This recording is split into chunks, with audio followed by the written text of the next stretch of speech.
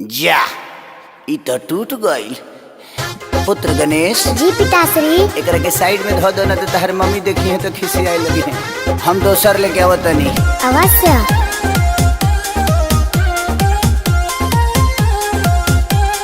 पुत्र गणेश जी माते। तहार पिताश्री कहाँ बड़े? थोड़ी देर में आ रहे हैं माते।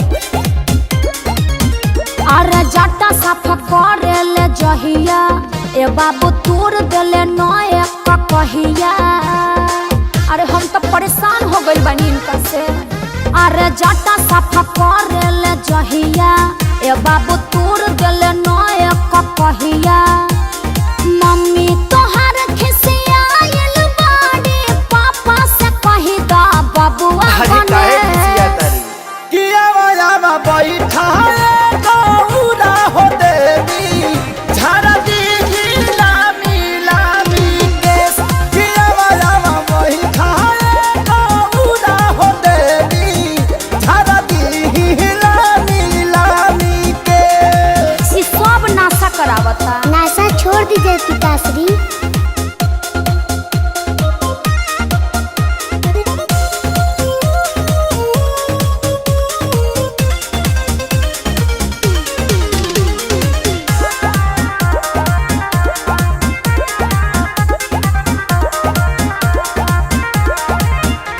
के जाने कहिया नासा छोटी भोलेनाथ जी खेसे मन करे राहु छोड़ दे साथ जी।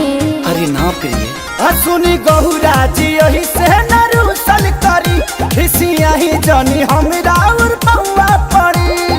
उल्टा सीधा काम सरौआ घरवा में होता बाटे रोजे कलेश। किया वाला बैठा गहुरा हो देवी झारा दी लामी लामी केस।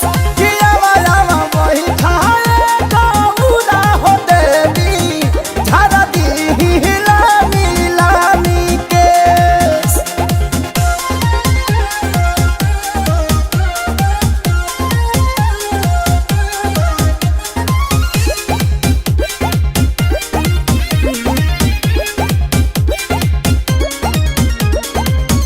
लाटा भैल जाटा रौरा आवे ना नजर जी।